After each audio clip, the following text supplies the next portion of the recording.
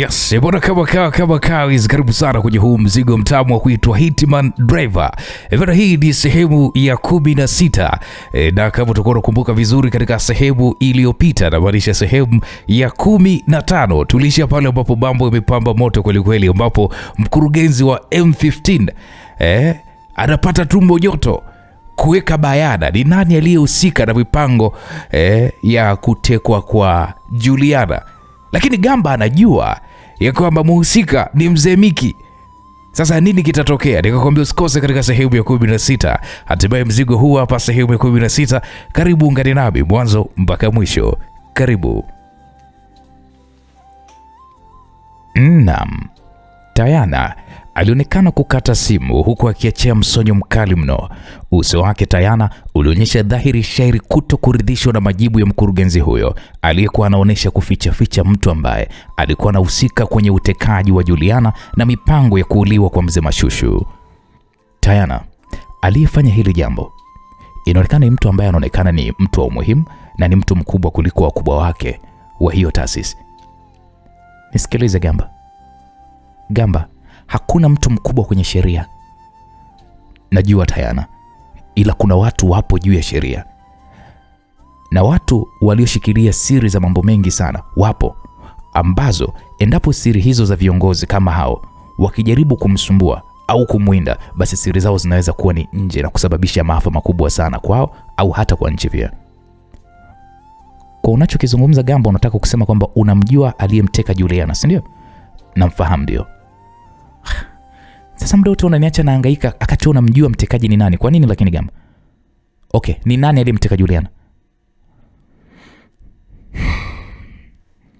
Gamba akaonyesha picha ya Mzee Miki. Aliyemteka Juliana ni huyo hapa. Gamba, are you serious? Unahakika kwamba ndo huyo? Bila shaka Tayana. Vipi unamjua? Of course namfahamu. Huyu mtu ni agent wa M15 waliopewa oda ya moja kwa moja ya kuua katika operesheni zake, na mara nyingi anafanya operesheni zile ngumu sana ambazo zinawashinda hata maagent wengi. Moja ya operation alowahi kuifanya ni North Korea. Kuna watalii wa Uingereza waliwekwa kizuizini na serikali ya North Korea kwa kosa la kuweza kuhisiwa kwamba ni wapelelezi wa Uingereza, na alikwenda na akawakomboa na wakatoka salama. Nisikilize Tayana, kuna kitu gani ambacho mtu anaweza kwenda kufanya utalii ndani ya North Korea? Hivi kweli North Korea kuna utalii kule? Gamba, hata mimi sijajua kusema ndo kweli, ila huyu jamaa huyu sifa zake ninazo. So huyu ndo amemchukua mke wa Mzee Mashushu kweli? Yeah. Yeye na mke wa Mzee Mashushu, naweza nikasema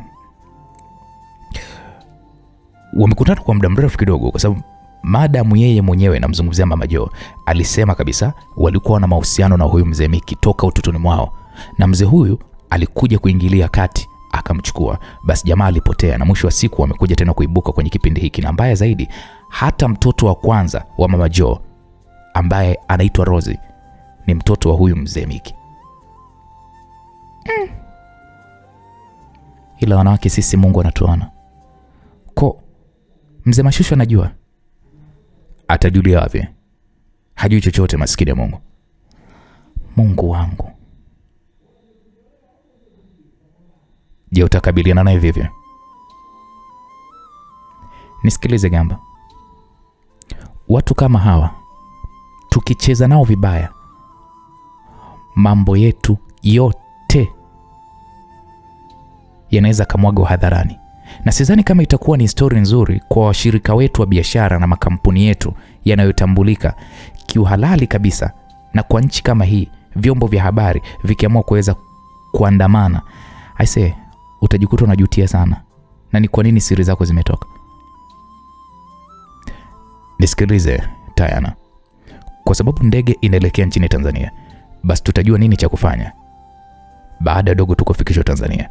Kwa sasa huyu mzee mimi ningeshauri naye pia tumrudishe Tanzania, kwa sababu pesa ipo, basi mzee anaweza tu akahudumiwa na madaktari kutoka Uingereza, na kama kuna dawa zitahitajika kwa ajili ya afya yake, basi tutaweza kuondoka nazo. Gamba, hilo ni wazo zuri. Na isitoshe pia Tayana, nitapata muda wa kuweza kumsaidia mzee kwenye kuendesha biashara zake nchini Tanzania. Okay. Sasa acha mimi nifanye maandalizi ya hiyo safari, ila kwanza tuongee na dokta. Na huu ndo muda wake wa kuweza kuja kumuona. Ni kweli kabisa, hakuna shida Tayana.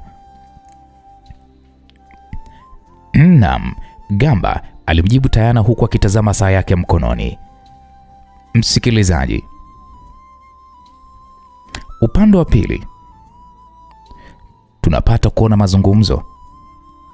Jamaa alisema, chief, kuna tatizo. Tatizo gani? Kuna binti mmoja anaitwa Tayana. Huyu ni bilionea wa kampuni ya vinywaji vya wine pamoja na whisky. Huyo Tayana namjua. Ndio, Tayana bwana ameulizia swala la mashushu na anataka kujua kuhusiana na mtu aliyetuma maagenti wetu kwenda kufanya uvamizi hospitalini, na nina imani unajua ukaribu wake yeye na waziri mkuu unaweza kuleta shida kwenye hii issue. Achana naye huyo Tayana, hatutishi wala nini. Kwa nini unasema hivyo? Najua mfumo wake wote wa siri, yeye na hiyo organization yake, na hata huyo mashushu ni mmoja wao na ni kiongozi wao. Hivyo akijaribu kuleta ujinga tunamfumua, hatokaa kamini kama kimbele mbele chake kitakuwa kimemponza. Aendelee kunufaika na mali za urithi za baba yake, haya mengine atuachie sisi. Lakini mkuu, inaonesha yuko na mashushu kwa sababu ameondolewa pale hospitalini na hajulikani ni wapi alipo. Una namba ya huyo binti? Ndio ninayo, ila sidhani kama itakuwa ni vyema kuzungumza naye kwa sababu hili swala bado hajajua ni nani amehusika. Hebu nisikilize. Kuna jamaa mmoja ni mlinzi wa huyo mashushu, anaelewa hili swala, hivyo atakuwa ameshampatia maagizo yangu. So tunafanyaje mkuu? Fanya hivi, hakikisha kwamba daktari anayekwenda kumhudumia mashushu basi anafuatiliwa kwa umakini mno na kujua ni eneo gani walipomweka mashushu, na kabla chochote kijafanyika basi uhakikishe wananipatia taarifa mimi na wasifanye kazi hiyo. Sawa, mimi nitatuma mtu wangu kwenda kuwashughulia wanaomlinda.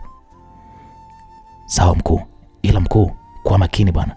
Wala usijali, wewe ndo uwe makini na hao vijana wako wa sasa unaowatuma, kwa sababu nashangaa vijana wenye mafunzo tena wawili wanapigwa kwa kiasi hicho, yani kama wezi. Mkuu, na hisi walimdharau waliyemkuta, basi wamepata funzo. Na kweli kabisa mkuu. Sawa, mimi baadaye tutawasiliana. Naam, mzee Miki alikata simu na kisha akawa anamtazama Mama Joe ambaye alikuwa amekaa pembeni yake huku akiwa amevalia nguo ya ndani tu, na walikuwa wako pembezoni mwa bahari, walikuwa wakipigwa na upepo mwanana wa baharini. Mama Joe akauliza, ni nani huyo aliyeingilia operation?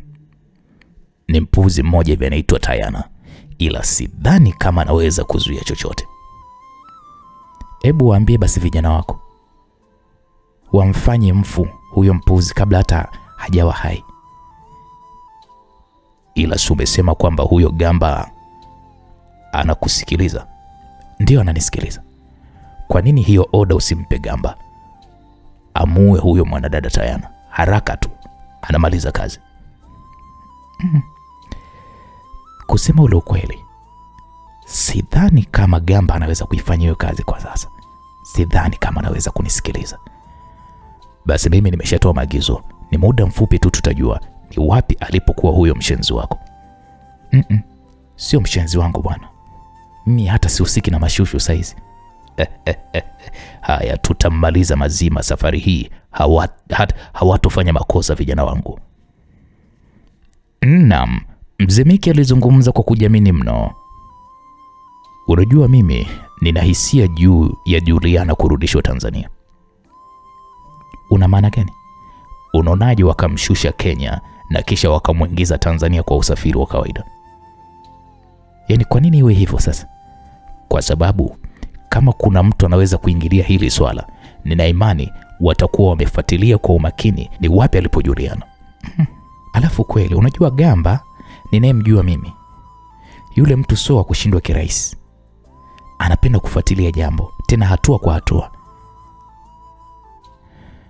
Lakini unajua bado mimi nakuwa na imani moja. Imani gani? Sidhani kama Gamba ataweza kujua ni wapi Juliana anapelekwa. Nisikilize Miki, usimdharau Gamba. Mimi ndo mwalimu wake na mimi ndo nimemfundisha hiko kitu cha kuto kudharau hata pointi moja ikiwa jeshini. Basi sawa, ngoja tufanye kama nilivyoshauri. Wafanye mabadiliko ya safari. Naam, Mzee Mashushu akaitafuta namba ya kijana wake mmoja aliyekuwa ameongoza kumteka Juliana. Ilibidi ampigie simu. Yule kijana akasema ndio boss. Mzee huyu Miki akasema safari inakwendaje? Bosi, safari haina tatizo lolote. Inakwenda vizuri sana. Okay sawa, sasa fanyeni hivi. Hebu mpelekeni Kenya. Kenya tena? Ndio, hebu hakikisheni mnamuingiza nchini Tanzania kwa usafiri wa gari. Nitamtuma mtu mmoja awapokee uwanja wa ndege na hamtosumbuliwa na mtu yeyote. Sawa mkuu. Na kikubwa msiende kizembe. Jiandaeni kwa chochote kitakachoweza kutokea huko. Mkuu, sisi tuko vizuri. Okay basi sawa. Naam, Mzee Miki alikata pale simu huku akiwa anashusha pumzi taratibu. Alichukua glasi yenye juisi ya chungwa, akanywa pale kidogo. Aliendelea kujilaza kwenye kitanda hiko cha mapumziko ya ufukweni. Naam, msikilizaji, upande wa pili. Hebu angalia. Namba yake ya gari ni hii hapa. Na kuomba unipatie kamera za CCTV, kamera zote za barabarani. Tujue anaelekea wapi. Sawa mkuu. Naam, haikuwa kazi ngumu kwa wataalamu wa kitengo cha M15 kuweza kupata namba za gari la Dr. Martin. Dr. huyu ambaye ndiye daktari aliyekuwa akimtibia Mzee Mashushu hospitalini. Kwa msaada wa kamera za barabarani walifanikiwa kuweza kutambua ni wapi Dr. Martin alipokuwa anaelekea, ila hawakutambua ni eneo gani alipoingia kwa sababu barabara ya msituni aliyokuwa ameingia ilikuwa haina kamera. Mkuu, gari yake imekunja kwenye msitu hapa. Kijana aliyemwonyesha mwanamama huyo ambaye ndiye kamishna mkuu wa M15 akasema namba yake hebu itafute iko wapi. Sawa mkuu. Kijana huyo alizungumza huku akiendelea kufuata maelekezo ya bosi wake. Madam, nimeipata. Ila inaonesha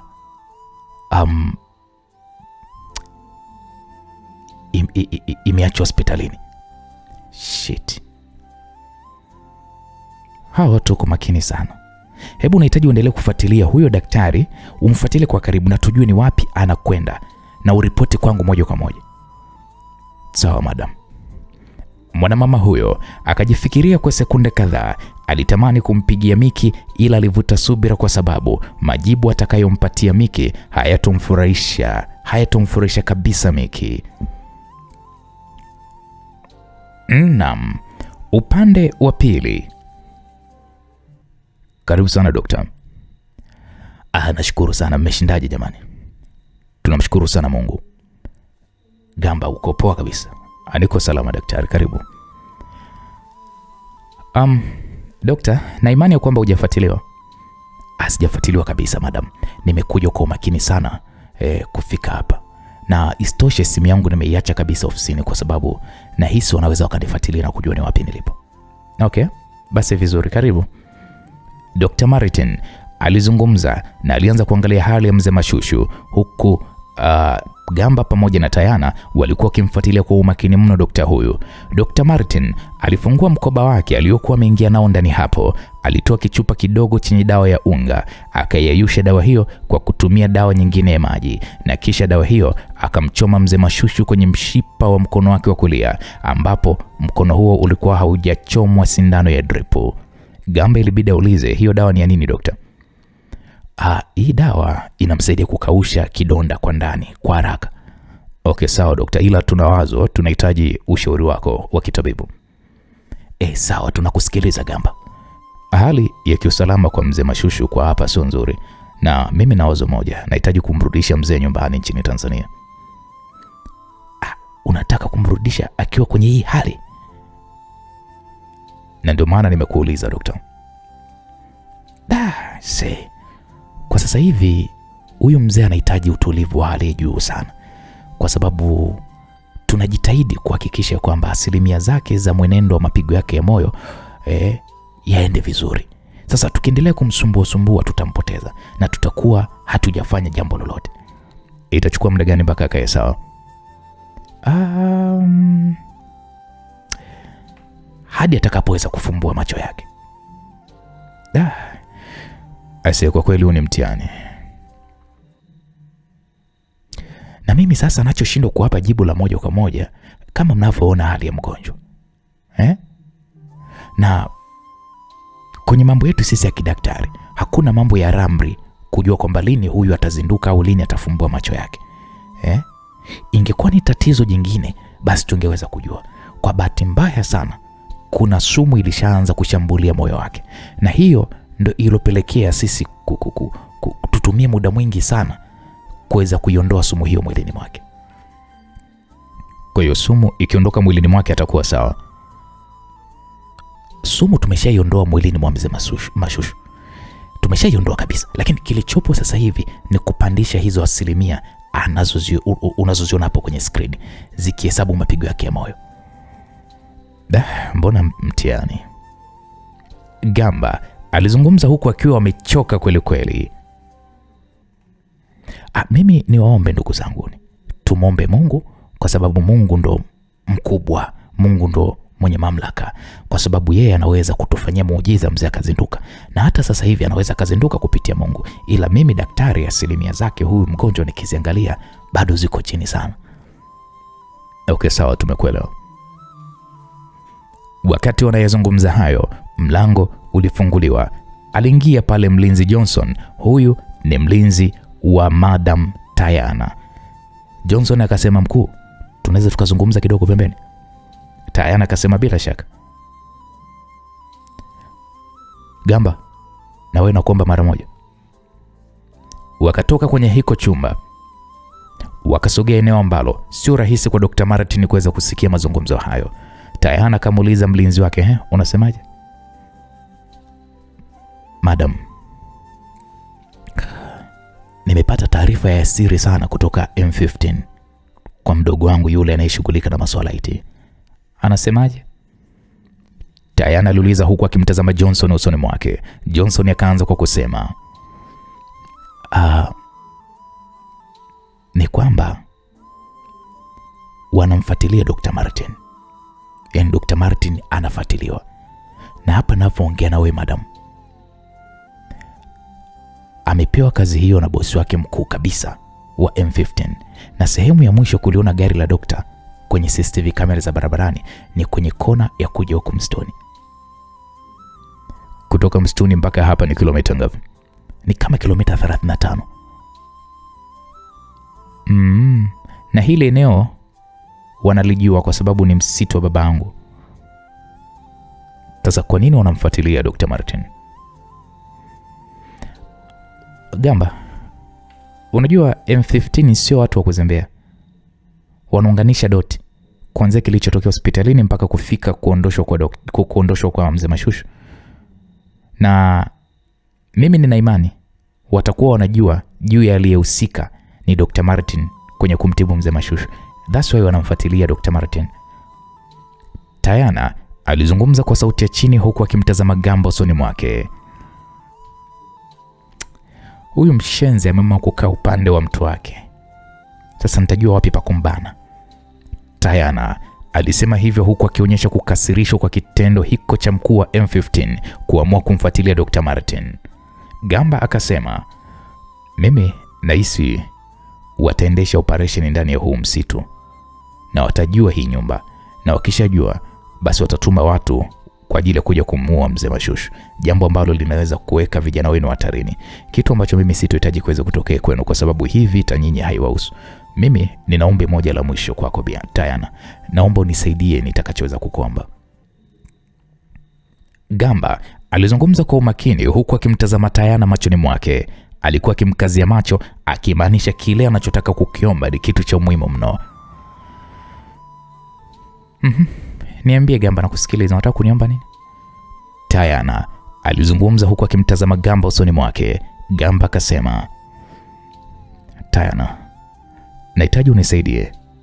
Unipatie taarifa za wapi alipo huyu mshenzi. Nina imani ya kwamba nikimwendea huko ataacha kukusumbua. Gamba, kwa sasa naona jambo la msingi ni kumwondoa mzee Mashushu hapa. Umpeleke Tanzania. Kwa sababu ukiwa nchini Tanzania una wigo mpana wa kumtibu mzee mpaka pale atapopona kuliko hapa. Dokta. Gamba alimuita dokta na dokta akaja hili eneo. Dokta, unalipwa kiasi gani wa hospitali unayofanya kazi? Mimi yani kwa nini mmeniuliza hivyo? Dokta, nataka kujua ikiwezekana huo mshahara mimi nikulipe mara 2. Uondoke na mimi tuelekee Tanzania.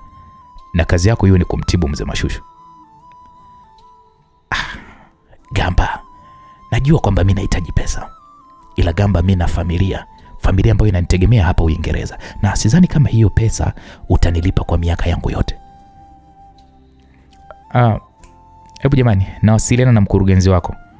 Sawa, atakupatia likizo ya miezi 3 na na imani ndani hiyo miezi 3 itasaidia wewe kumsogeza kiafya mzee Mashushu. Tayana alizungumza huku akimtazama Dr. Martin usoni mwake.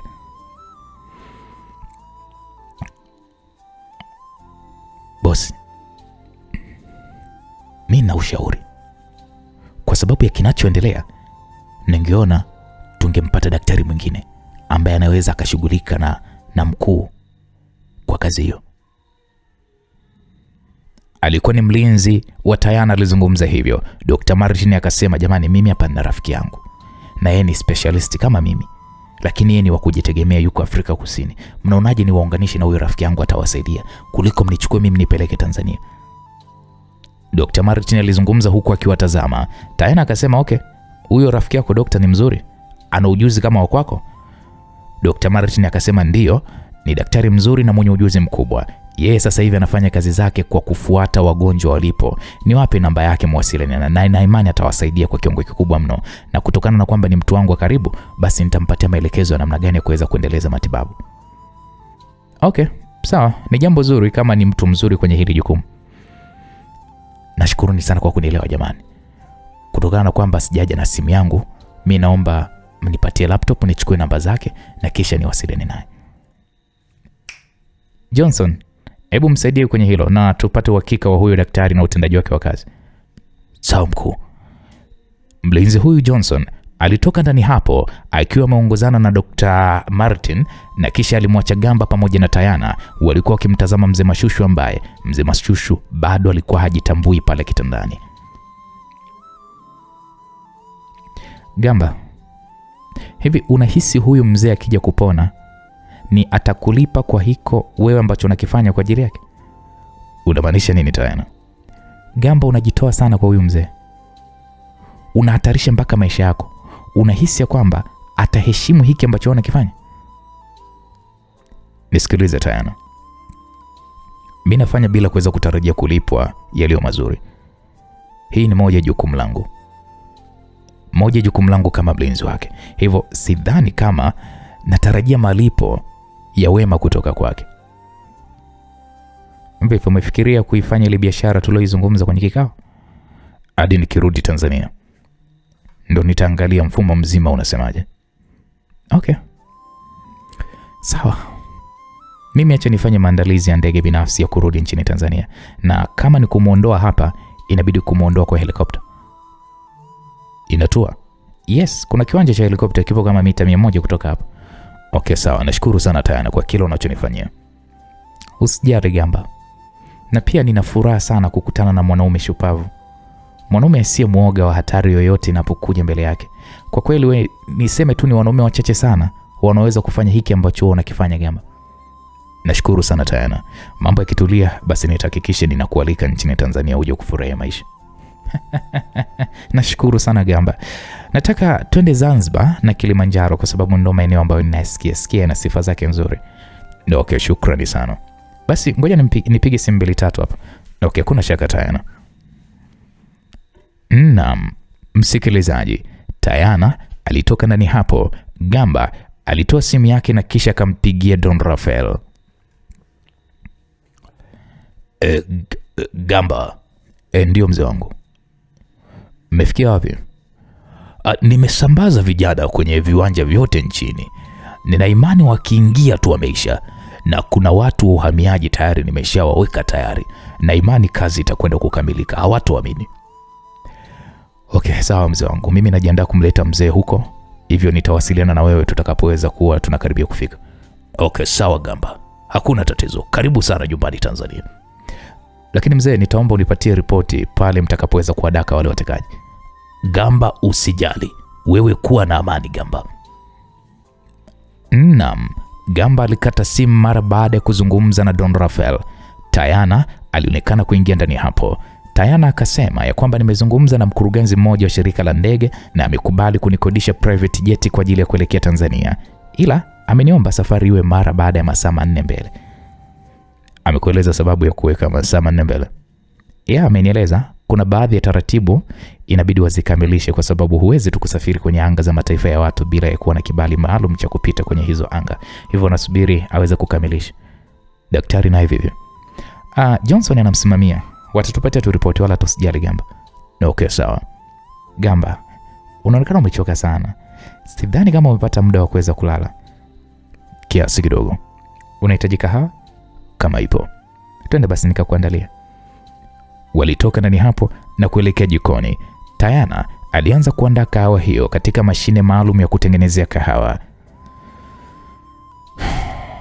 Unajua na muda mrefu sana Gamba sijaingia jikoni. Kwa nini hujaingia jikoni?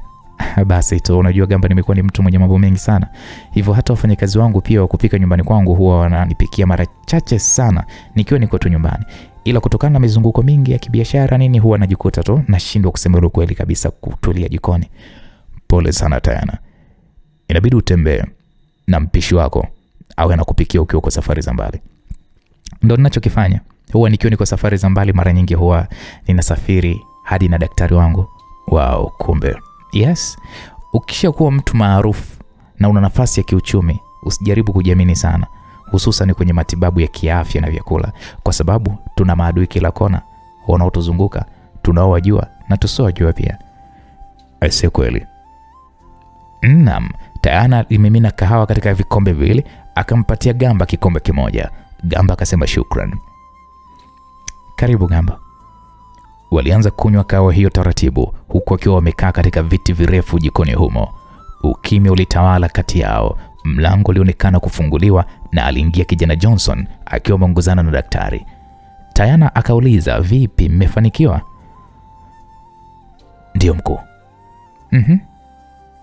Dokta, niambie, mmempangaje huyo dokta mwenzenu wa huko Afrika Kusini? Madam, nimemweleza changamoto alionayo mgonjwa wetu mzee Mashushu na dawa anazopaswa kuweza kutumia. Hivyo dokta huyu mwenzangu amenielewa na ameshaanza kufunga safari kuelekea nchini Tanzania na atawapokea uwanja wa ndege. Okay. Hebu naomba nitumie picha yake. Ni kweli. Ili hata kwa upande wangu isiwe ngumu mimi kuweza kumtambua. Na pia itakuwa vizuri mnipatie na email yake au nambari yake ya WhatsApp niwe na wasiliana naye. Sawa, unaweza kuziandika kaka. Johnson alizungumza na akamtajia namba za simu za daktari huyo. Anaitwa Dr. nani? Anaitwa Dr. Ray. Picha pia nimekuingizia. Okay, nashukuru. Unaona hapa imefika. Anahitaji malipo ya kiasi gani? Nimemweleza swala hili linaweza kuchukua miezi 3. Amehitaji alipwe $500 kwa mwezi. $500 kwa mwezi? Yes. Kwa sababu anaongozana na kijana wake ambaye ni msaidizi wake. Hivyo dawa na vifaa vyote anavyohitajika kupatiwa mgonjwa mzee Mashushu, gharama zote itakuwa ni juu yao. Ila $500 ni kubwa sana. Isiyo kwa Tanzania unazungumzia bilioni 1 na ushe hiyo. Gamba, calm down. Hapa tunazungumzia dokta binafsi ambaye tunakaa naye kwa miezi 3. Hatujui kwa mwezi anaingiza kiasi gani kwa kushughulikia wagonjwa. Ngoja nimpigie basi nizungumze naye bwana. Hiyo bei sera bwana. Gamba alipiga namba ya dokta hiyo aliyokuwa amepewa. Alipiga kupitia WhatsApp, ilikuwa ni audio call na kweli simu ikapokelewa. Habari yako Dr. Ray? Salama tu, nani mwenzangu? Unazungumza na Gamba? Nimepewa namba yako na Dr. Martin. Ndio. Dr. Martin amenieleza kuhusiana na mgonjwa. Jina lake huyo mgonjwa anaitwa Mashushu. Ndio, ni kweli dokta. Ila bana, amenieleza gharama zako za mwezi unazozihitaji kulipwa. Ni $500 tu. Aise dokta, samani bwana, iko kiasi kikubwa mno. Kiasi ambacho kukihimili aise, nisiwe mongo, nitashindwa. Gamba, hiyo pesa mimi nimefanya kama kumsaidia rafiki yangu Martin, kwa sababu kazi zangu mimi, ratiba zangu zote nitazivunja. Na mimi huwa nafanya operation moja kubwa kama hiyo kwa $350, na kwa mwezi mimi naweza nikafanya operation kubwa kama hata 5, 7 mpaka 10. Kwa sababu watu wana matatizo mengi ya moyo, na nafanya kazi na hospitali kubwa karibia dunia nzima. Hebu niambie, hiyo $500 inaweza kuingia hata kwenye operation 5 kweli ambazo mimi nazifanya kwa mwezi? Gamba ilibidi tu ameze fumba la mate. Ila bana, mimi silazimishi. Mnaweza mkatafuta daktari mwingine na akamhudumia huyo mgonjwa wenu. Maana nimeambiwa ni mzee na umri wake anahitajika specialist, na sivyo mtampoteza huyo mzee wenu. Kwa mimi nataka kukata tiketi ya ndege kuelekea Tanzania. Kama biashara ipo nikate, kama haipo basi niachane nayo. Okay, kata, haina shida, kata. Okay, sawa, shukrani Gamba. Gamba ilibidi akate simu hiyo. Tayana akasema, nisikilize Gamba, pesa sio kitu kwenye matibabu, sawa? Hiyo pesa mimi nitailipia mimi kwenye akaunti ya dokta. Naamini mzee akija kuzinduka basi tutazungumza juu ya hizi gharama. Nashukuru sana Tayana. Usijali. Hey Johnson. Ndio mkuu. Hebu andaa helikopta ije hapa baada ya masaa 3 kuelekea uwanja wa ndege. Okay, sawa mkuu. Dr. Martin, nitaomba muda wako hadi pale mgonjwa atakapoweza kufika uwanjani. Hakuna tatizo. Okay, sawa. Dr. Martin pamoja na Johnson walitoka ndani hapo. Tayana, ikitokea mzee Mashushu amefariki dunia, kwa gharama zako yatakulipa nani? Gamba, kila mwanachama kwenye ule mmoja wetu anatoa malipo ya mwezi ambayo hutusaidia pale tunapokutana na changamoto kama hizi au akaunti kufungiwa. Basi utagharamiwa kwa kila kitu kwa kipindi chote ulichopo kwenye matatizo, na mambo yako yakifunguliwa basi utakwenda vizuri. Sasa, kwa nini mmoja wenu haujamgharamia mzee? Kwa sababu hatujaletewa hilo pendekezo, na hapa natumia pesa zangu za mfukoni, na ndio maana kila kitu ninachokitumia ninakiandika, mpaka bajeti ya hawa walinzi wanaomlinda. Aise, ndio iko hivyo. Iko hivyo. Hakuna biashara inayoongozwa bila kumbukumbu.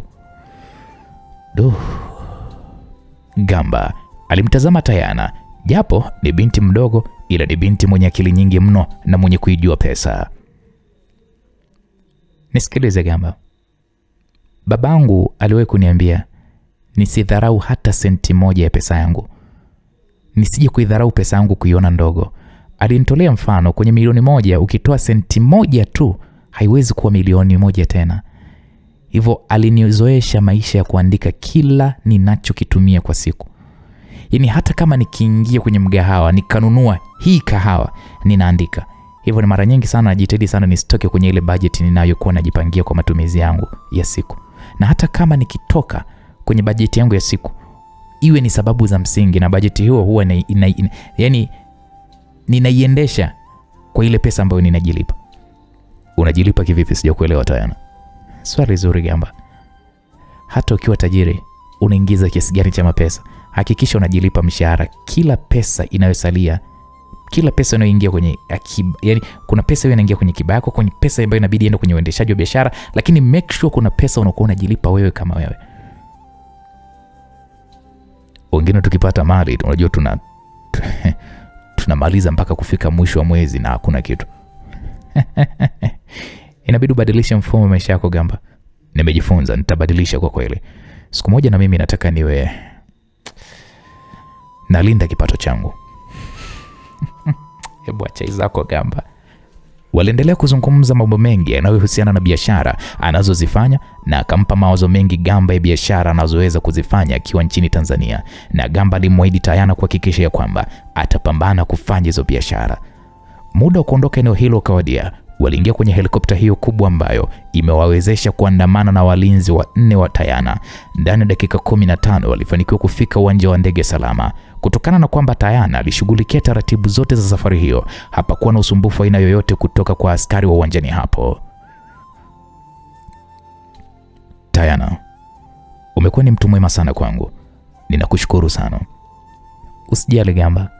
Jinsi unavyozidi kutengeneza idadi ya watu wapya katika maisha yako, ndipo channel za kibiashara zinavyozidi kufunguka katika maisha yako. Ni kweli. Nina imani huko mbeleni tutafanya makubwa zaidi ya hapa na utakuwa ni mtu mkubwa, naamini kwenye hilo. Nitafurahi sana Isaya. Usijali. Naam, walikumbatiana kisha Gamba alimwaga Dr. Martin pamoja na walinzi waliokuwa wameambatana nao, kisha aliingia ndani ya ndege hiyo na taratibu safari ya kurudi nchini Tanzania ilianza. Huko ndani ya ndege hiyo akiwa na marubani wawili, mhudumu wa kike mmoja, huku mzee Mashushu akiwa katika kitanda cha hospitalini akiwa bado hajitambui na hakuna anayejua ni lini mzee huyu atarudisha fahamu zake. Boss, wameshaingia kwenye ndege. Shughuli nzima itamalizwa ndani ya ndege. Hesabu na Gamba na Mashushu kwa sasa wote ni marehemu mkuu. Unamaanisha kwamba umewaona Gamba na Mashushu wameingia kwenye ndege? Ndio mkuu, wote nimeona na sasa kazi na kwenda kuimaliza. Mzee Miki alipewa taarifa hiyo. Ilikuwa ni message iliyokuwa imetumiwa, naye akajibu pale, akathibitishiwa ya kwamba ni kweli Gamba pamoja na mzee Mashushu wapo kwenye ndege. Hapo mzee huyu Miki alianza kupiga mluzi kwa kuimba wimbo wa happy birthday, kwani kazi alikuwa amewatuma vijana wake wanakwenda kuikamilisha, na vijana wake wamempa ripoti vizuri kabisa kwamba mkuu, bwana, lile jambo lilotutuma sasa tunaona hapa Gamba na Mashushu wapo kwenye ndege, tunakwenda kuamaliza. Samani, unahitaji chochote chakula kama bites, kahawa ama juice? Mwanadada huyo aliyekuwa amevalia sketi fupi na shati jeupe huku akiwa na skafu ndogo shingoni mwake, huku akiwa amejaliwa vizuri kweli kweli, umbo lilomfanya mpaka Gamba mtazame binti huyu kwa sekunde kadhaa. Mwanadada huyo akapunga pale kiganja chake mbele ya uso wa Gamba. Gamba aliyekuwa anamtazama kwa mshangao. Hello?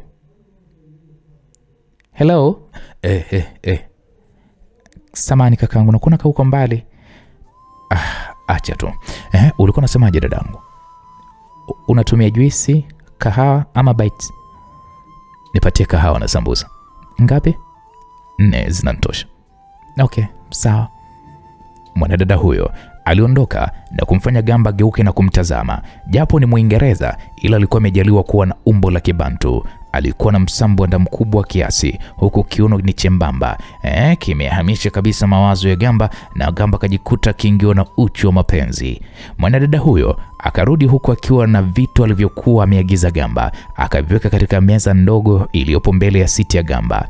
Alama ya mchoro iliyoonekana kwenye kiganja cha binti huyo mara baada ya shati lake kupanda juu kidogo ilimfanya sasa Gamba mwili mzima umsisimke.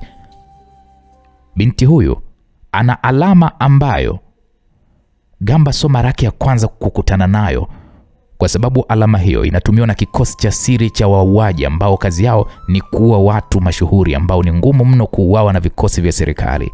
Gamba kwanza alishtuka kuiona alama mwilini mwa huyu bidada. Okay, nashukuru kwa kahawa, Gamba alizungumza huku akitabasamu. Karibu sana kaka.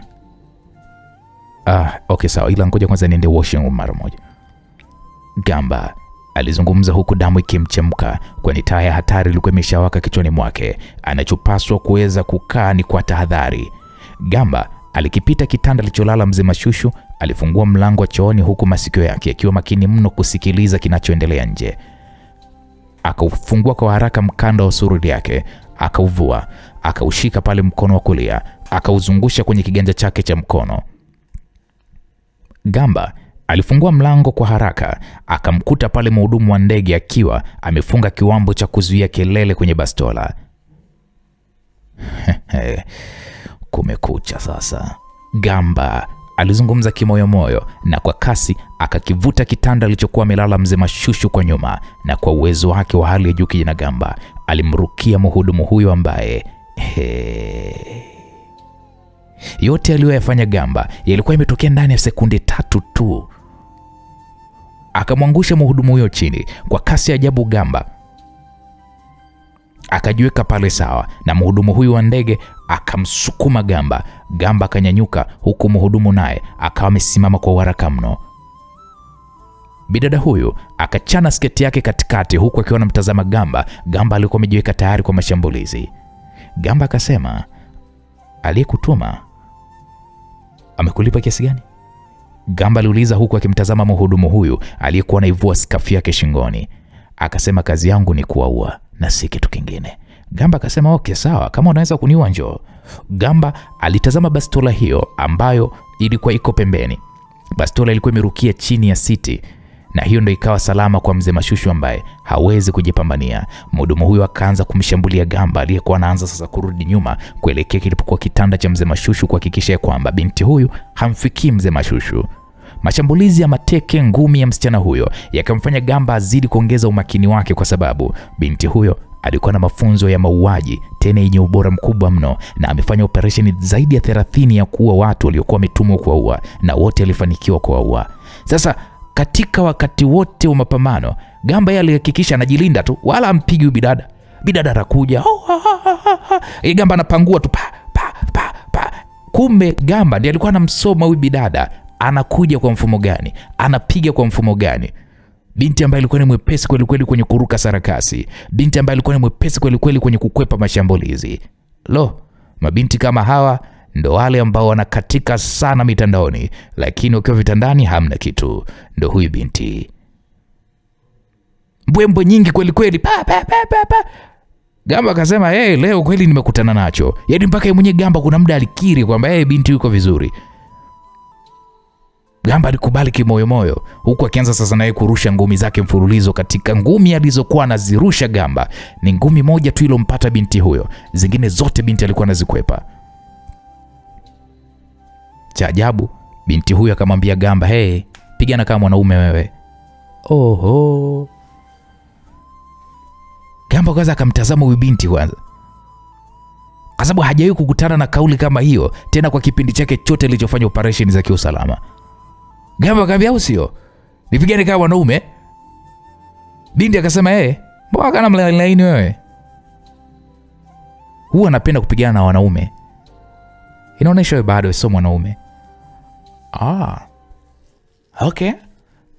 Mhudumu huyu alizungumza kwa dharau huku akijiweka sawa. Mhudumu akarusha mateke 3 mfululizo, ila Gamba akayakwepa yote. Binti alizawadiwa teke hilo. Hili ni teke takatifu. Lilimpata barabara kifuani mwake kwenye manyonyo. Binti kwenye siti chini mzima. Kanamka pale kanakoa. Gamba akamwambia, sikia wewe, nilikuwa nakusoma tu, sio kama siku hizi. Alafu pia nilikuwa nakuonea huruma binti. Narudia tena, aliyekutuma akakupa shingapi? Sasa katika binti kaifanya kama kunyanyuka, akanajiweka sawa. Gamba kaona hii kujichosha. Gamba akaokota zake bastola chini ya siti, akachumua pale magazine, akairudisha. Akaambia, haya. Hapo akamnyoshia yule msichana, akamwambia, mimi sina muda wa kupigana sasa. Kaa hapo kwenye siti kabla sija kufumua kichwa chako. Gamba alizungumza huko anajiamini. Taratibu msichana huyo akanyanyuka, ilibidi akae kwenye kiti sasa. Kiti kilichokuwa kinatazamana na Gamba. Gamba kamuuliza binti, haya, hao marubani wanaoendesha ndege ni wenzako ama? Binti yule alijibu kwa kutingisha kichwa, akimaanisha kwamba wale marubani sio wenzake. Okay, marubani wanajua kama wewe umetuma kuja kuniua mimi pamoja na mzee? Hapana. Nani aliyekutuma? Nilipewa picha na maelekezo ya kufanya hivyo na msichana aliyepaswa kuweza kusafiri na nyinyi. Nimemteka na nikachukua mavazi yake. Unaitwa nani? Naitwa Lena. Umelipwa shilingi ngapi? Euro 100,000. Ulipewa maelekezo yangu binafsi ya kwamba unakwenda kukutana na mtu wa aina gani? Nilipewa picha yako tu na huyu mzee na ndege mliokodishiwa. Usipokamilisha kutekeleza majukumu yako, nini ambacho kitakutokea? Wataniua. Macho yako yanaonyesha kujawa na hofu ya kifo. Unaonaje ukanipatia mimi nafasi ya kuweza kukusaidia? Ukapotea, na hicho kiwango cha pesa ulichoweza kupewa utalipwa zaidi. Kiukweli mimi sikujui, na siwezi kukubali ahadi ya maneno matupu. Lakini kumbuka, mimi sasa hivi ndiye mwenye uwezo wa kuweza kukua, na nikivuta hii trigger, basi risasi yangu itakupata kwenye sehemu itakayo hitaji mwili wako ukapumzike kwa amani. Kama nikikufyatulia kichwani, hutoamka. Nikikufyatulia moyoni mwako, pia hutoomba hata maji. Vile vile pia nikikufyatulia tumboni mwako.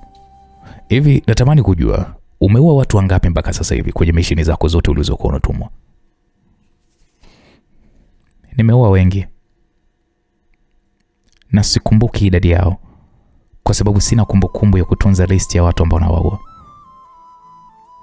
Sikiliza,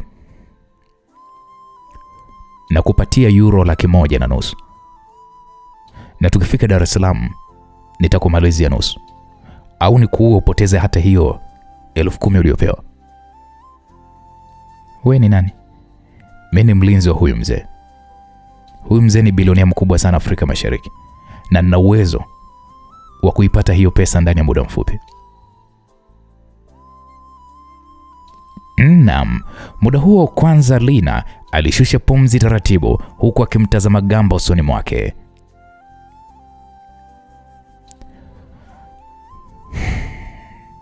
Tuingie makubaliano yatakayo kufanya uishi vile upendavyo.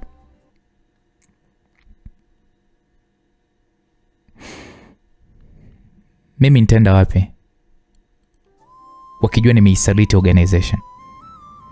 Sehemu za kuishi zipo nyingi sana, kwa sababu unaingilia vita isiyokuhusu. Najua unafanya kutokana na pesa, kwa naweza, au inaweza ikawa hii ni moja ya njia wewe kuanza ukurasa wako mpya wa maisha yako. Kwani unatamani kuendelea kutumika kila siku? Usijaribu kuweza kuishawishi akili yangu, kwa sababu mimi hunijui. Naongea kitu ninachokiona kwenye macho yako. Najua kama sio M15 iliyokuajiri kwa ajili ya kuweza kufanya hiki unachokifanya, basi ni mzee Miki. Hii ni vita ambayo kwa wewe haikuhusu, kwa sababu huna uwezo wa kufanya unachotaka kuweza kukifanya, kwa sababu ni maagenti 7 wa shirika lako la uuaji nilowaua.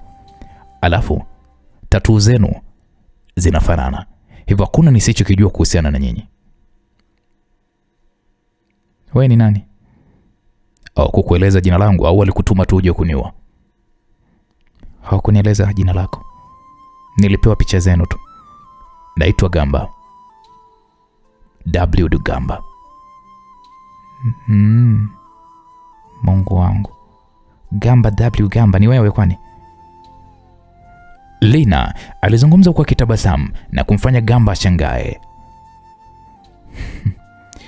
Kama ni wewe, nimesikia stori zako kwa babangu ambaye ulimsaidia miaka ya nyuma. Baba yako alikuwa ni nani? Kipindi hicho tunaishi DRC.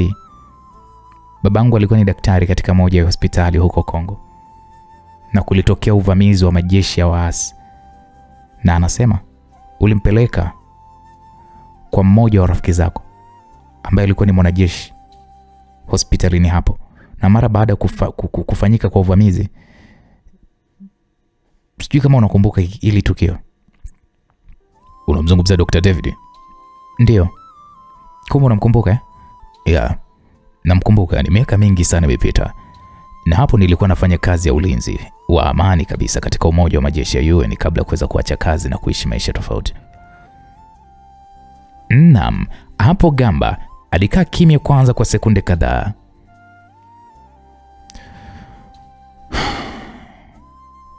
Hiyo siku tulivamiwa majira ya saa 3 za usiku hivi. Mimi pamoja na rafiki yangu tulipambana sana na waasi kabla yeye kuweza kupigwa risasi na kumkimbiza hospitalini hapo. na Dr. David alinipokea na kumpatia huduma ya kwanza.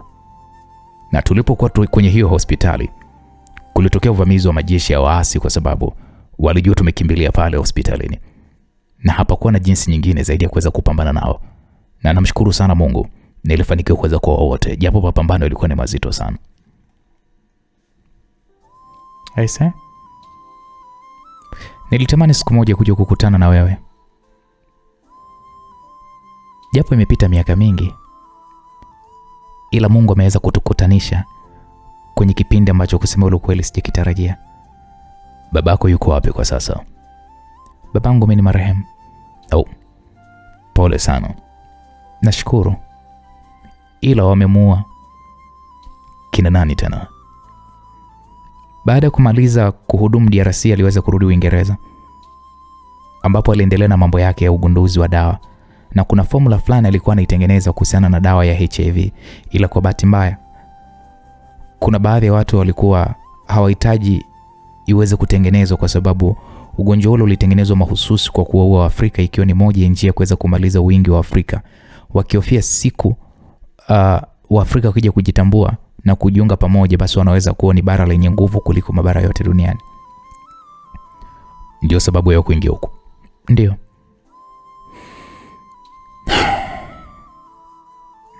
Naam, Gamba alishusha chini bastola aliyokuwa amemnyoshea Lina. Niliapa kuangamiza wote waliohusika kumuua babangu.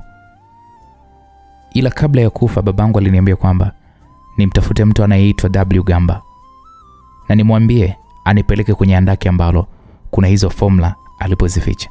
Kusema ule kweli, nijaribu sana kukutafuta kwenye mitandao ya kijamii, ila kwa bahati mbaya sana sikufanikiwa kuweza kukupata. Jambo linifanya nikate tamaa. Mimi sipo kwenye mtandao wowote ule wa kijamii.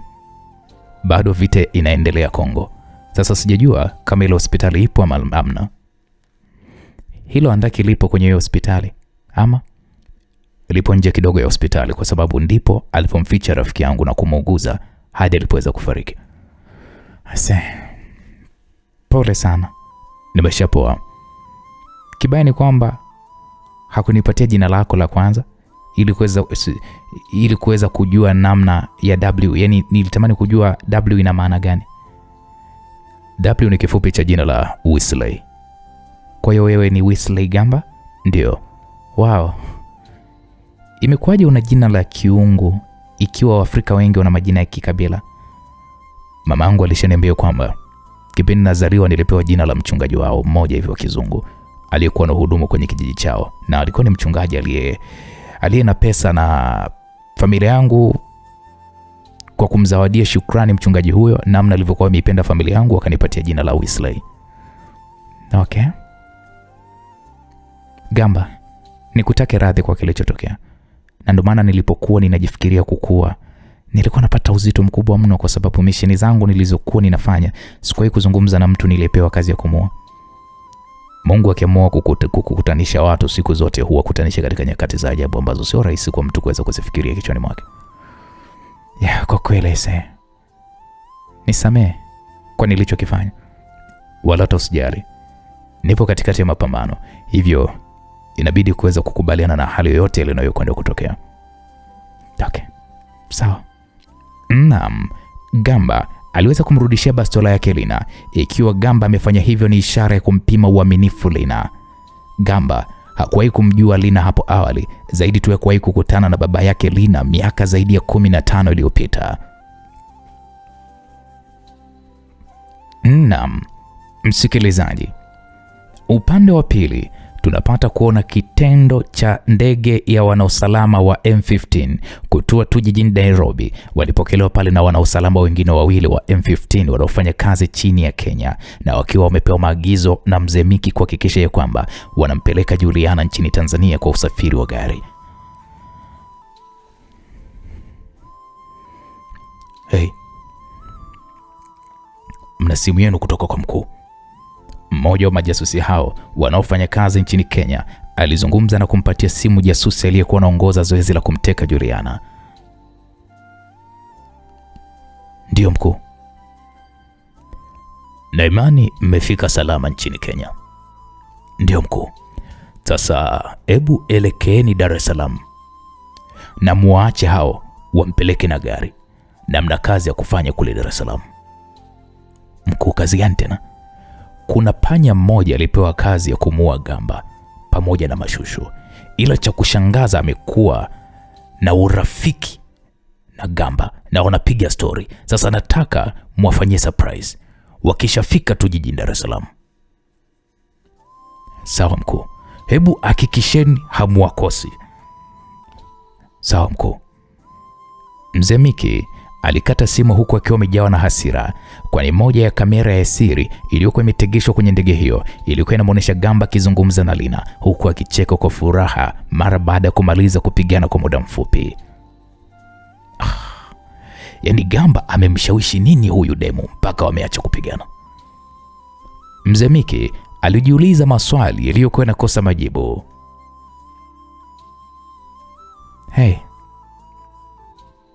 bebi wangu, Mama Jo alizungumza huku akimkumbatia Mzee Miki kwa nyuma. Bebi, mbona kama uso wako umepoteza furaha? Amna soki tu. Juliana amefikishwa huko nchini Nairobi. Huko Kenya, Nairobi. Ndio, ila huyu mtu wenu huyu amekuwa kikwazo kwenye mipango ya kumua huyu basha wako. Kiukweli nakasirika sana Gamba anavyokwamisha mipango yangu. Nikupe njia ya kumfanya Gamba amuache Mashushu? Ndio, kama unaijua hiyo njia naomba uniambie, mama watoto. Hapo Mzee Miki alizungumza huku macho yakimtoka na kumfanya Mama Jo tabasamu, kwa sababu anajua mambo mengi sana kuhusiana na Gamba. Ngoja. Mama Jo alizungumza huku akichukua simu yake mezani. Aliingia katika moja ya email, yani barua pepe ambayo haitumi mara kwa mara kutokana na kuhifadhi vitu vya siri. Alitoa picha moja na kisha akamuonesha Mzee Miki. Umemwona huyo? Huyu anaitwa Winnie. Huyu Winnie ni mdogo wake na Gamba. Gamba anamficha sana huyu mdogo wake, na hii ni kutokana na majukumu yake Gamba na maisha ya nyuma aliyoweza kuyapitia. Huyu Winnie yuko wapi? Kwa mara ya mwisho alikuwa yuko Nairobi, Kenya, katika chuo kikuu cha TUK nchini Kenya, yani TUK. Anasomea masuala ya chemistry. Ndio, ila hiyo picha ni ya miaka 7 iliyopita. Sasa sina uhakika kwa sasa kwamba atakuwa anafanana vipi au anapatikana wapi, ila unaweza ukamtafuta kupitia hiyo picha. Ni ndugu wa damu? Ni baba mmoja mama mmoja, na anampenda sana huyu mdogo wake. Basi sawa, hiyo kazi niachie mimi, nitajua ni wapi pa kumbana. Ila angalizo, watu wako watakapokuwa wanamfuatilia, hakikisha hawamdhuru. Endapo utamdhuru, basi tambua mambo yanaweza yakawa magumu kuliko vile alivyowahi kuwa magumu kipindi hiki. Hilo lisikupe shaka baby. Haya, lakini kuwa makini. Mama Jo alizungumza huku akimtazama Mzee Miki usoni mwake. Naam, msikilizaji, majasusi wawili waliopewa jukumu la kumfikisha Juliana Dar es Salaam walifanikiwa kumfikisha huku akiwa wamemfunga kitambaa cheusi machoni mwake. Walimshusha Juliana mbele ya geti la nyumba yao akiwa amefungwa pingu mkononi mwake, na kisha wakaondoka kwa kasi. Hey, Juliana aliita huku akisikilizia mgurumo wa gari. Gari hilo lilikuwa likiondoka hayo maeneo. Hello? Nyinyi? Hey! Juliana aliita bila mafanikio. Muda huo geti likafunguliwa. Alitoka mlinzi wa nyumbani kwao aliyekuwa amesikia sauti ya bosi wake. Mlinzi huyo akasema, bosi. Mlinzi alizungumza huku akimvua Juliana kitambaa huku akiwa haamini. Juliana akauliza, niko wapi hapa? Mlinzi huyo akamwambia, huko nyumbani bosi. Juliana akatazama mazingira ya eneo hilo vizuri kabisa, kwa maana ya kwamba wamesafiri masaa mengi sana barabarani, huku masaa mengi ya kuwa angani akiwa amelala 444. Juliana akauliza, kwani hapa ni da? Mlinzi akamwambia, ndio bosi. Mbona bosi uko hapa? Juliana akasema, hebu nifungue kwanza mikono yangu. Juliana alizungumza huku akitazama mandhari vizuri, na mlinzi akamfungua pale mikono iliyokuwa imefungwa kwa nyuma. Waliingia ndani huku Juliana akiwa haamini ya kwamba yupo kwao kwa muda huo. Kwani baba na mama wako wapi? Hebu niachie kwanza, Juliana alizungumza huku akipitiliza moja kwa moja kuelekea ndani. Dada, ni umerudi? Alikuwa ni mfanyakazi wa ndani. Alishangaa kumwona Juliana kwa sababu ni mapema sana kwa wao kurudi. Juliana hakumjibu huyu house girl. Alipitiliza moja kwa moja mpaka chumbani kwake kwenda kuthibitisha kama kweli yupo kwao, kwani akili yake haikubaliani kabisa ya kwamba yupo kwao tena Tanzania. Jamani, imekuwaje tena? Juliana alijiuliza huku akitoka chumbani hapo na kuelekea katika chumba cha mama yake. Alijaribu kufungua mlango ila akashindwa. Dada wa kazi akamwambia, huo mlango mliufunga siku mlipoondoka.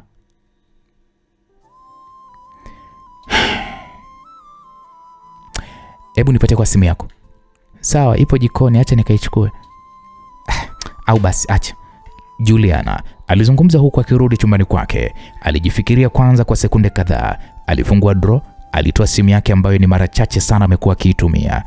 Juliana aliwasha simu hiyo na namba ya kwanza kuitafuta ilikuwa ni namba ya baba yake mdogo, yani mzee Don Rafael. Hello. Baba mdogo, shikamoo. Marhaba, wewe ni Juliana? Ndio, ni mimi baba mdogo. Uko wapi kwani? Niko nyumbani, nimetekwa na nimejikuta tu nimerudishwa Tanzania baba. Sasa nakuja hapo haraka sana, hebu usitoke hapo nyumbani. Sawa baba mdogo. Juliana alikata simu na kisha alijaribu kuweza kupiga namba ya Gamba, ila kwa bahati mbaya namba ya Gamba haipatikani. Ndani ya dakika 10 tu naambiwa mzee Don Rafael akaingia nyumbani hapa kwa mzee Mashushu akiwa ameongozana na walinzi wake. Akaulizia Juliana yuko wapi, akaambiwa yuko chumbani kwake. Hapo mzee huyu Don Rafael akaelekea moja kwa moja mpaka chumbani kwa Juliana. Aligonga pale mlango. Juliana akamwambia ingia baba mdogo. Don Rafael aliingia, alimkuta Juliana akiwa amekaa kitandani huku akiwa amepigwa na bumbuazi, kwani mambo yalivyotokea kwake yametokea kwa kasi sana, huku maswali yakiwa ni mengi mno kichwani mwake. Baba mdogo, kwani ni nini kimetokea? Nini kimetokea? Juliana alimuuliza Don Rafael. Swali hilo lilimfanya Don Rafael kutambua kwamba Juliana hapo alipo ni amechanganyikiwa.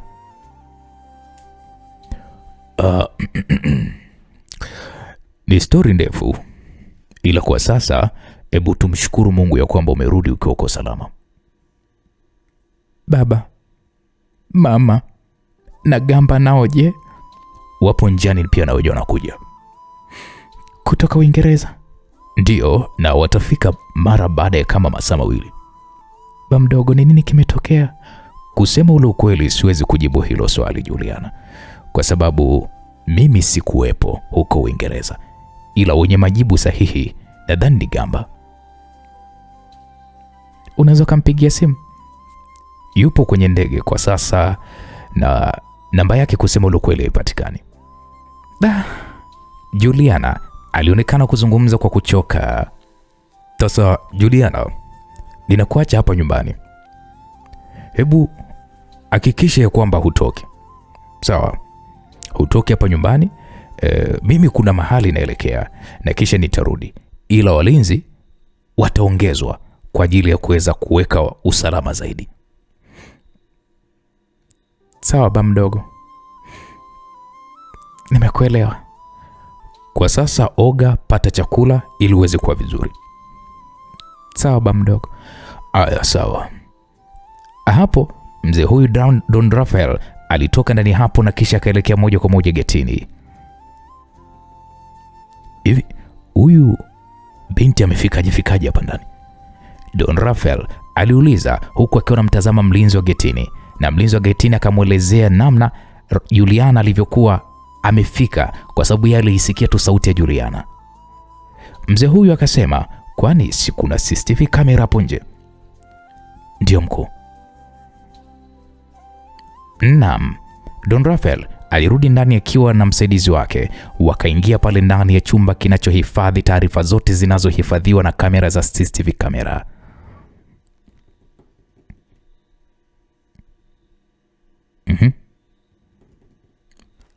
Neno la siri hapa linahitajika, msaidizi wake aliuliza, na ndipo Don Rafael akaingiza pale neno la siri linalowezesha kufungua faili linalohifadhia taarifa hizo.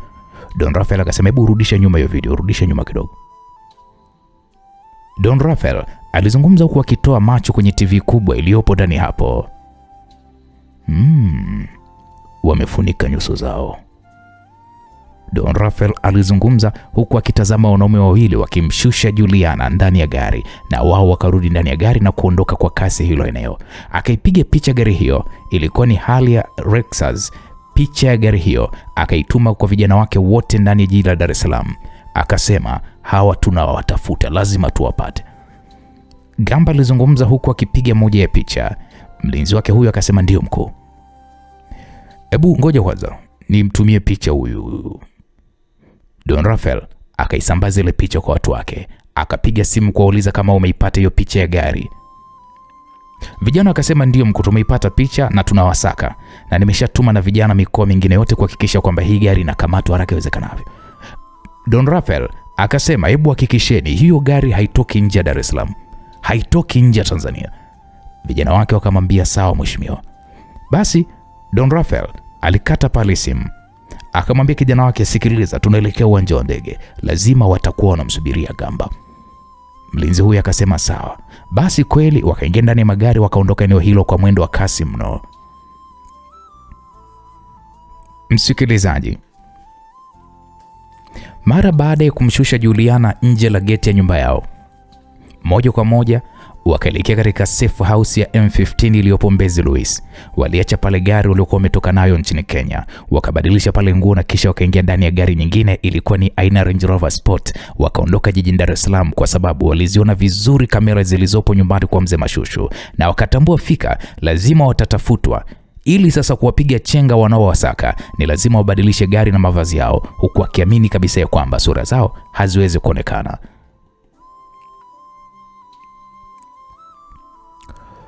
Oya, sisi ndo tunageuza kurudi Nairobi. Hivi nyinyi mko wapi? Bana, tuko uwanja wa ndege, tunawasubiri kunguru wetu hapa. Bana, sikilizeni, kweni makini hapo uwanja wa ndege, kwa sababu hao jamaa wanaonekana soa zembe sana. Poa, sijali. Kazi njema. Poa. Jasusi aliyekuwa ameongoza kumteka Juliana alikata simu huku akiwa amekunja nne, huku akitazama kwenye kioo kikubwa, akitazama ndege zilizotua na kupaa katika uwanja wa JK Nyerere. Bana, imebaki dakika ngapi watu?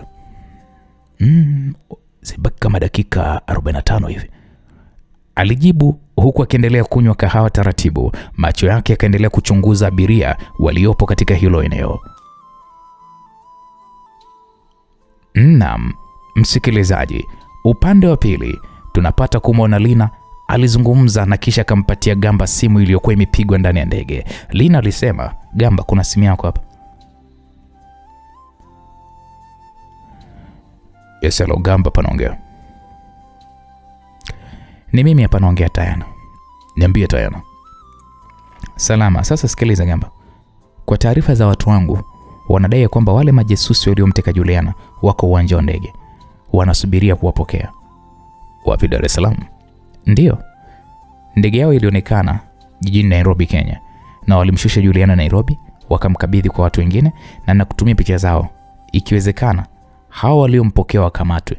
Nina uhakika kabisa watakuwa wako ndani ya jiji la Dar es Salaam, na hao wanaowasubiria hapo pia ninakupatia picha zao. Naomba nitumie. Shukrani sana. Wala tasijali Gamba, wameamua kuweza kuifanya iwe vita kamili sasa.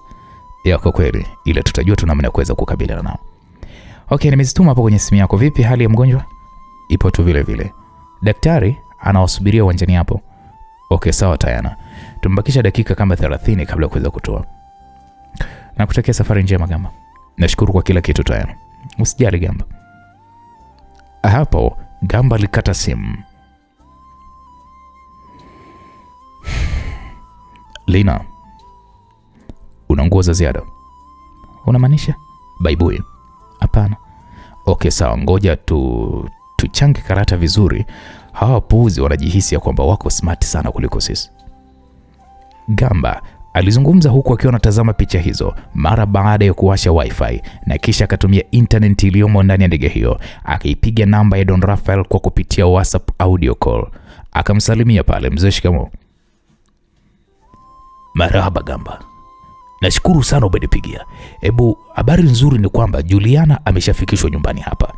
Vijana wangu wapo kwenye harakati za kuweza kutafuta gari iliyomshusha Juliana nje ya geti, na kwa bahati mbaya sana watu hao bwana walifunika sura zao. Ni kwamba mimi nimezipata sura zao toka wakiwa wako nchini Kenya. Hao majasusi wawili nazo picha zao.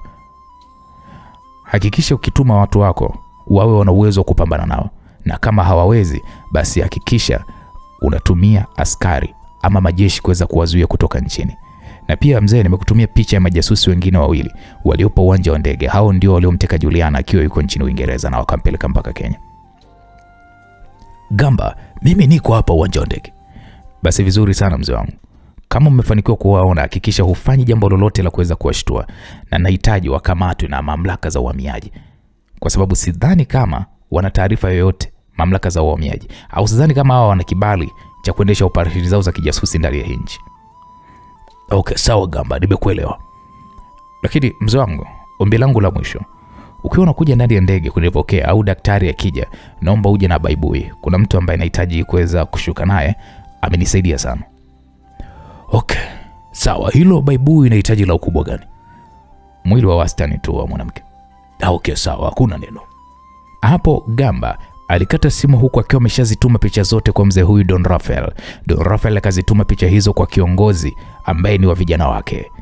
Don Raphael akasema anataka hao wawili ndio waliomkamata Juliana na kumwacha getini. Hebu hakikisheni mnatafuta sura, na pia na sio tu gari, wanaweza kubadilisha gari au, kwa sababu hawa majamaa kwa taarifa zao ni majasusi wenye mafunzo makubwa sana. Hebu hakikisha kila kitu kinakwenda vizuri. Sawa mkuu. Hapo Don Raphael alikata simu na kisha akapiga tena namba nyingine. Don, ndio ndugu yangu. Bwana, habari ya wewe? Mimi bwana namshukuru Mungu niko sawa. Kuna issue nahitaji unisaidie. Sawa, niambie na kusikiliza. Bwana, kuna picha za majasusi wawili kutoka nchini Kenya. Hao ni Waingereza, walimteka binti yangu. Sasa nakutumia picha zao na kuomba unisaidie kuwakamata. Nitakupa zawadi nono sana ndugu yangu. Basi sawa, andika hilo limeisha. Wewe nitumie picha zao na niwatumie makamanda wangu wote wa mikoa. Hawatokatiza na kutoka ndani na nje. Kama ni majasusi, hakikisha dau lake linakuwa ni zito ili kuweza kuhonga kwa wenzangu. So unajua kazi hii jinsi inavyokwenda. Wala hata usijali ndugu yangu. Wewe nikamatie tu hao watu nilokutumia picha zao. Wewe mwenyewe utafurahi na roho yako. Naam, Don Raphael alizungumza kwa kujiamini huku akiwa amesimama nje ya ofisi ya mkuu wa usalama aliyekuwa anasimamia uwanja wa ndege wa Mwalimu Julius Kambarage Nyerere. Hebu nisubirini hapa. Don Raphael alizungumza huku akiwatazama walinzi wake wawili wanaomlinda, huku wakiwa wamevalia pale suti nyeusi na miwani myeusi. Kutokana na kwamba ni mara nyingi amekuwa akifika ofisini hapo, sekretari hakuwa na wasiwasi wowote wa kuweza kumzia Don Raphael. Ndio kwanza alimkaribisha kwa kumwambia, mkuu karibu. Nashukuru sana. Karibu kae.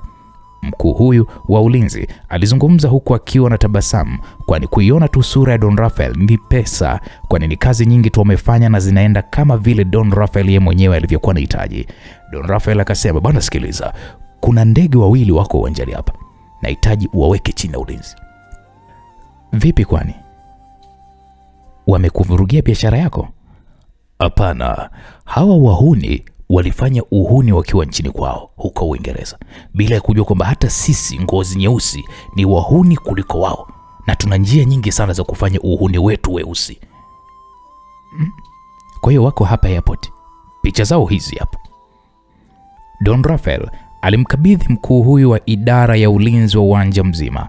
Akatazama picha za watu hao wawili na kisha akasema, hebu nitumie kwenye simu. Don Raphael alizituma picha hizo kupitia WhatsApp katika simu ya mkurugenzi huyo. Hebu tuongozane mkuu. Walitoka ndani hapo wakaelekea control room kubwa yenye kuongozea kamera za CCTV za uwanja mzima. Mkuu Mkurugenzi huyu akasema kwa vijana wake, hebu nitafutieni hawa watu hawa. Mkurugenzi alizungumza huku akionyesha mfanyakazi mmoja picha hizo. Haikuwa kazi ngumu kwa kijana huyo kuweza kuwapata. Akasema wapo eneo la abiria wanaondoka nchini. Mkurugenzi huyo akazungumza kwa kusema, timu AB kuna wazungu wawili waliovalia mashati meusi na suruali nyeusi. Wapo sehemu la kusubiri abiria. Hebu hakikisheni mnawaweka chini ya ulinzi haraka vile iwezekanavyo.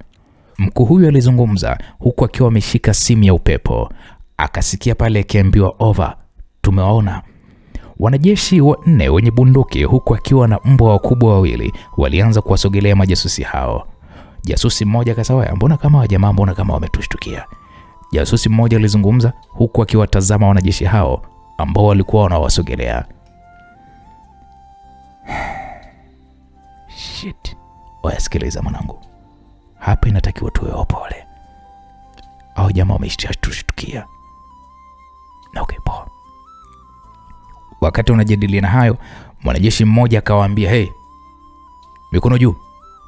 Mwanajeshi mmoja alizungumza na hao jamaa wazungu kweli wakati amri hiyo. Mwanajeshi huyo akasema, mpo chini ya ulinzi. Wazungu hao wakauliza, kwa kosa gani?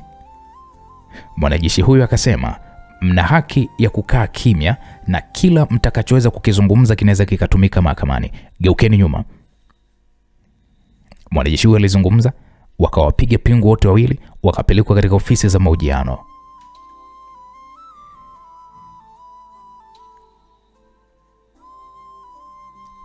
Tunazijua haki zetu. Sisi sio makatili. Hebu kaa kimya wewe.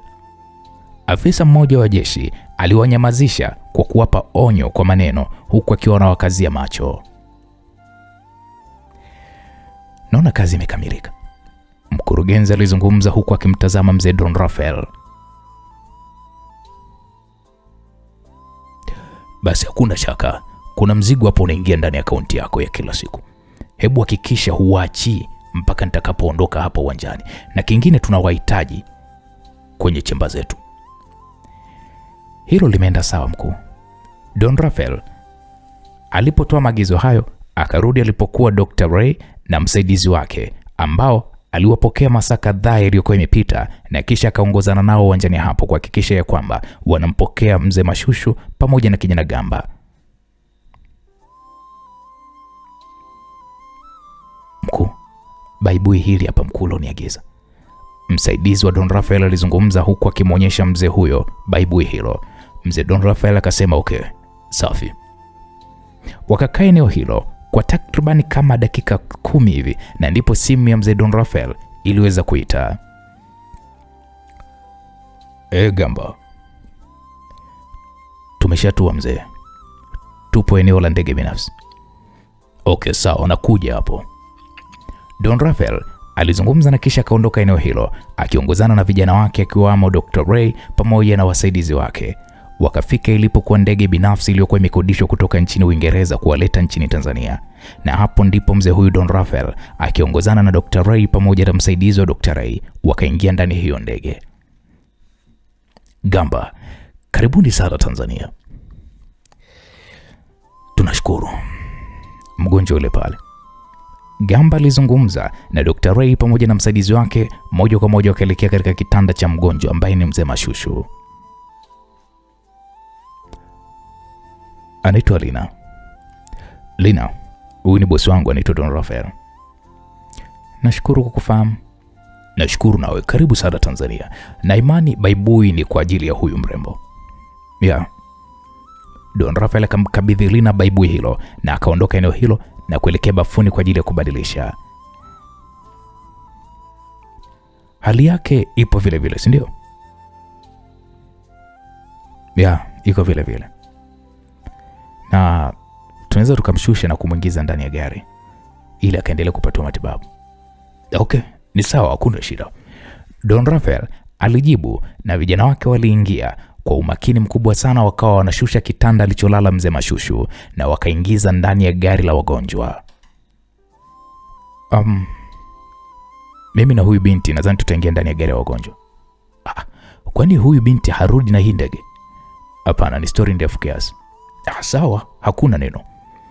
Gamba Alibisha hodi kwenye mlango wa marubani ambao alipoingia tu ndani ya ndege hiyo alisalimiana nao. Gamba akasema nawashukuruni sana kwa hii safari. Marubani wakamwambia karibu tena mheshimiwa.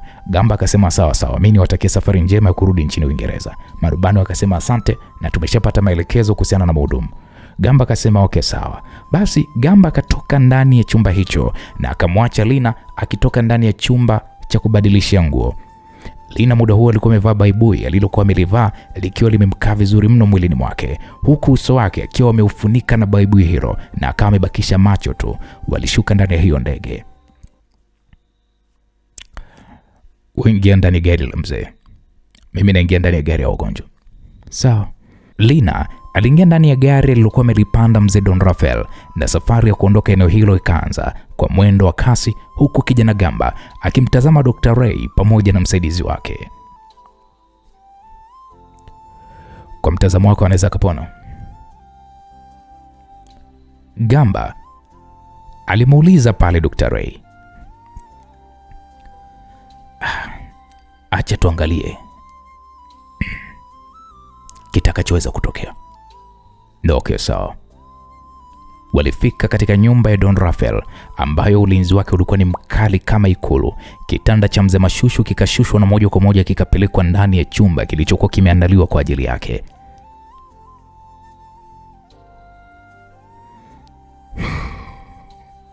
Hivi wale washenzi wamekamatwa? Ndio, wako chini ya ulinzi. Ila wale waliomrudisha Juliana bado vijana wangu wanaendelea kuwateka na kuna mkuu mmoja wa jeshi nimempatia kazi hiyo, hivyo wanaendelea kuwasaka. Hongera sana kwa hiki ulichokifanya, kwa kweli msaada wako hautosaulika kwenye hili. Usijali mzee wangu, ni moja majukumu yangu. Naamini kwa hapa hivyo salama kabisa, moyo wangu umetulia kwa asilimia kubwa mno. Mimi nitahakikisha hakuna anemgusa. Juliana naye yuko wapi? Yuko nyumbani na nimeacha walinzi pale wamlinde. Gamba, hebu ngoje. Huyu msichana vipi uliongozana naye? Don Rafael alinong'ona huku akimtazama Lina aliyekuwa amekaa sebuleni na anatazama TV. Gamba akasema huyu ni msichana aliyetumwa kutuua mimi na mzee Mashushu.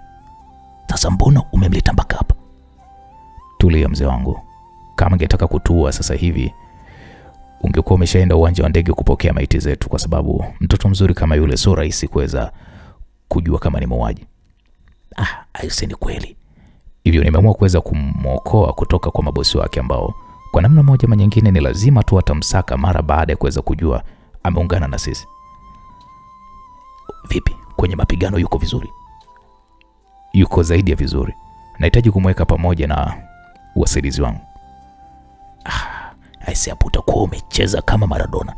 Hebu Gamba, niambie situation nzima iko vipi? Kwa sasa acha nimuonyeshe sehemu ya kupumzika huyu binti, na mambo mengine tutaweza kuyaongea mzee wangu. Hata kula naomba tuandalie chakula kwa sababu njaa pia zinatuuma kweli kweli. Sikubahatika kutia kitu chochote mdomoni. Nakumbuka kitu cha mwisho kula ilikuwa ni kahawa niliyokuwa nimepewa na rafiki wa mzee. Okay. Sawa Gamba, mimi nimekuelewa. Hapo Gamba alishuka kwenye ngazi na kuelekea sebuleni. Lina, nifuate. Waliongozana na Lina mpaka kwenye vyumba vya wageni. Waliingia katika chumba kimoja cha wageni, na kama chumba hicho kingekuwa hotelini kwa uzuri wake, basi kingekuwa ni chumba kilichopo kwenye hoteli yenye hadhi nyota 5. Lina akasema, Gamba, ese huyu bosi wako ni ana pesa sana Hili jumba kwa haraka haraka sio chini ya dola milioni kama 20. Sijajua kwa kweli na sijai kufanya tathmini yake. Mimi najua sana kuhusiana na haya majumba kifahari, na pia ni kazi yangu ninayoifanya nje ya hii kazi yangu ya ajabu. Mara nyingi watu wananijua kama dalali wa majumba ya kifahari, hivyo najua kutathmini majumba makubwa kama haya. Okay, sawa, oga tupate chakula. Nikupitishe dukani mara moja upate nguo 2-3 na kisha tutajua hatua inayofuata ni nini. Okay, sawa, ila naomba unitafutie mafuta ya massage, na ikiwezekana naomba unifanyie massage mgongo wangu una maumivu toka nilipokuwa nimeanguka pale ulipokuwa umenipiga. Okay, sawa. Gamba alitoka ndani hapo. Alipotoka tu akakutana na dada wa kazi. Hebu naomba mafuta ya massage. Sawa. Mfanyakazi huyo wa kike aliondoka eneo hilo, na mara baada ya muda akarudi akiwa ameshika chupa iliyokuwa imejaa mafuta ya mzaituni. Gamba aliingia ndani ya chumba hicho na kisha akamsubiria Lina kutoka bafuni. Oh, umenishtua Gamba, Lina alizungumza huku akiwa amejifunga taulo. Gamba akasema, nimerudi. Acha nikufanye masaji haraka haraka. Funga basi huo mlango. Kauli hiyo ya Lina ilimfanya Gamba kujua ni nini kinachokwenda kutokea. Akafunga mlango kwa ndani na Lina akatoa taulo lake na kulitupa pembeni. Kabla ya masaji, njoo kwanza tuhudumishe urafiki. Gamba alimsogelea Lina kwa haraka. Walianza kupigana mabusu. Akamnyanyua pale na kumlaza kitandani. Kwa mtoto mzuri kama Lina, sio rahisi kwa mwanaume rijali kupata nafasi kama ya Gamba na ukamwacha hivi hivi. Machungu ya kusalitiwa na bosi wake Mama Jo na usumbufu wote aliokuwa amekutana nao nchini Uingereza, Gamba aliumalizia kiunoni mwa Lina na alimpatia mechi ya nguvu iliyojaa ufundi na kasi ambayo Lina hakuwahi kukutana nayo kwa mwanaume yeyote yule aliyewahi kukutana naye kimwili. Come on, shit. Mzee Miki alionekana kupiga kelele huku akipiga ngumi mfululizo ukutani, na hii ilikuwa ni mara baada ya kukata simu aliyokuwa ameipokea. Jamani, ni nini tena mume wangu? Mama Jo alizungumza huku akiwa ameshika mwiko mkononi mwake mara baada ya kusikia kelele za Mzee Miki akiwa yuko jikoni. Vijana wangu wamekamatwa. Oho. Kwani wamekamatiwa wapi? Mama Jo aliuliza huku akimtazama Miki usoni mwake. Mzee Miki akasema 2 wamekamatwa uwanja wa ndege na 2 wamekamatwa Kabuku. Nani tena kwa wakamata? Maafisa wa jeshi. Nani kakupatia hizo taarifa? Mtu wangu aliyopo Uingereza. Kama wamekamatwa Tanzania basi hiyo kazi niachie mimi. Unaweza kunisaidia? Nimekuambia niachie. Na achaje kukusaidia?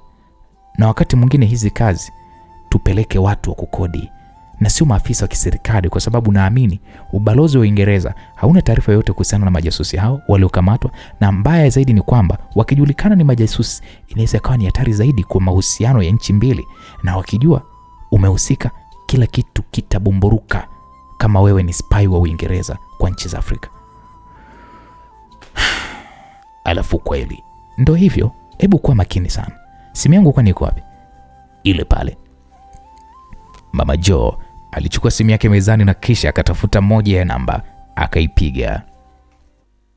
Shosti, habari? Salama bwana, za masiku. Mimi namshukuru Mungu. Ninapambana kwa kweli. Kwanza pole sana kwa kilichomtokea shemeji. Nilikuwa ninatafuta sana nafasi ya kukupigia ili tuongee. Ila si unajua tena, tunakimbilia kwenye uchaguzi, hivyo mambo yakawa ni mengi.